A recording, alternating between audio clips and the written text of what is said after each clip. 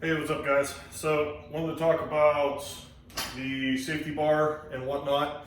Well, as of now, I got better range of motion here and everything. This is where it happened. Nothing crazy going on. Just, we'll say a really bad pull slash maybe partial tear, but it's not really slowing me down a whole lot. Don't feel it so much doing these, which is exactly what I wanted to do. The other thing I did notice was lots of leg and hip fatigue, but I was on the road for 7 hours yesterday, round trip, taking a look out east at a job, and the elevation happened to be 2,000 foot up on top of that. So basically a lot of hiking through the snow, and I'm out of shape. So I came in tired, pretty exhausted, and in my mind, I wanted to get to about 410-ish, get a 2 sets of 2, 3 sets of 2, right around there. But after I hit 320, the other reason it's a little odd is because this is a 50-pound bar, so instead of 315, it's 320, instead of 405, it's 410. Besides the point, once I was there, 3 wheels, it was challenging enough. It was more stiffness. So I was like, oh, we'll just play it safe. Get my couple sets in, and I got 2 sets of 2. Also felt my right adductor from last week. I strained it on that top set of mine. Is it excruciating? No, it's just really tight. So a little bit better than we'll say what this one is right now. So like I'm able to do the exercise. I just noticed just some tension, some tightness, maybe slight discomfort. Nothing crazy, so it's like, okay, let's just not overdo it. Did my few sets, I dropped down to 230, and I did my back down sets. So only dropping 20 pounds per set, so 230 for 4, 210 for 6, and then I did 8, 10, and 12. Nothing crazy, working on the range of motion, stability.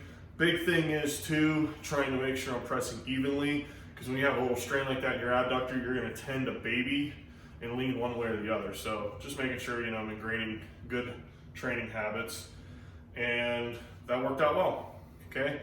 Got me winded, didn't necessarily get the pump I was looking for, but that's okay.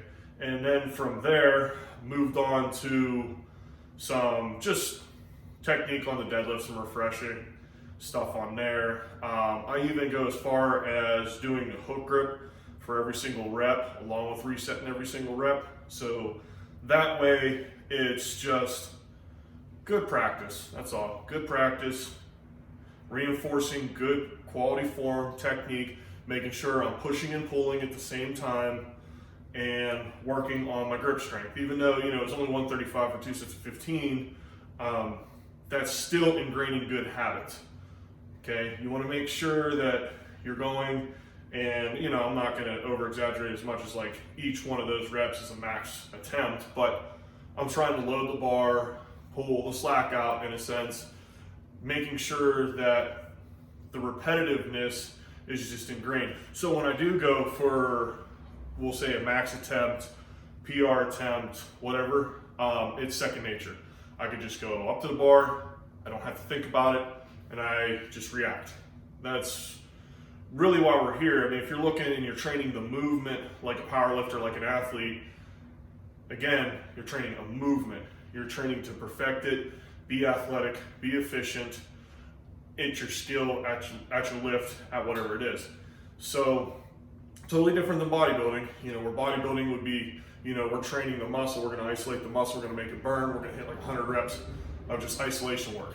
I'm coming in here not bodybuilding, I'm coming in here to perfect skill, and just incorporating those compound movements in order to do so, along with working with stability too. I think you're going to need a good balance of it all. So as you guys are going to see in the rest of all this, the balance work that I do, we'll say isolation work too, because I'm going to have to train the muscle as well. I need to be stable, I need to be in control, and the central nervous system helps with all that. But if I don't also train the muscle, then it's also not going to know what to do, or maybe not be as stable as I want it to be for some of those bigger lifts. So you need a good balance of them all, okay? We'll say, the majority of my focus, 2/3 of the focus is movement and moving efficiently, effectively, and as close to perfection as possible.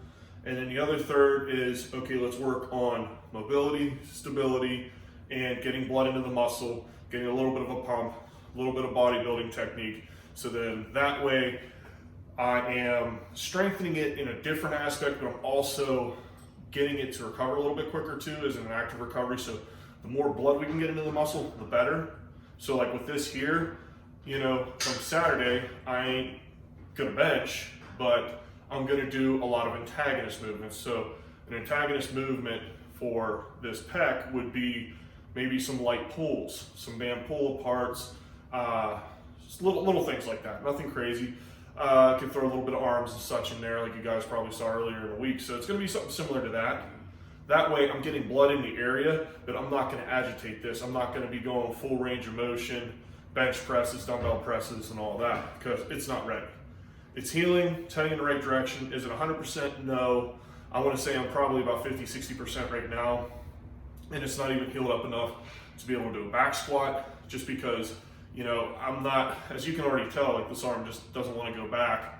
I'm already tight to begin with, but it doesn't wanna go back. All that's gonna do is stretch it more, agitate it more, worst case scenario, damage it more. We wanna avoid that altogether.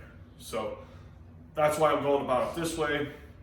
Definitely, we'll say learn from that mistake by taking it easy today. Could I have gone, 410? Yeah, most definitely the strength was there. Bar was moving well. It's just, let's learn from Saturday and not be an idiot and push it too hard and tear something, So listening to my body, it was a little fatigued, it was a little tired, did just that. Pretty short, sweet, to the point. It's nothing crazy. Just gotta come in and do the work and get it smart, okay? So yeah, that's how all that went. Looking into next week, I think I'll be able to get back under the bar for some back squats. I might even start with some front squats first. Start with those front squats, maybe to just kind of help loosen up the area, get some blood flowing before I throw, the bar on my back. Kind of feel it out, that's all. Just feel it out, and if I got the mobility, which it's coming back quick, like I told you guys earlier, if you're always practicing good lifting form, and you're always stretching and you're working on mobility, and all your body knows is good form and being loose and flexible in a good position, guess what it's gonna wanna do? It's gonna wanna go back to that. If you are a lifter or an athlete that focuses on I'm gonna move as much weight as humanly possible, I don't give a shit that I'm tight, I don't care about my movement, I don't care about my mobility, stretching and whatnot, well, guess what? You get injured, and then your body's used to being in shitty posture, shitty position, and not lifting properly. That's what it's gonna wanna do. It's gonna wanna go back to the shitty posture, shitty lifting form, and everything else, damaging your muscle even further. So by stretching and working on mobility every single day and making it a priority, it sends the body right back to where it wants to be. And I want to credit my fast recovery with this to all that.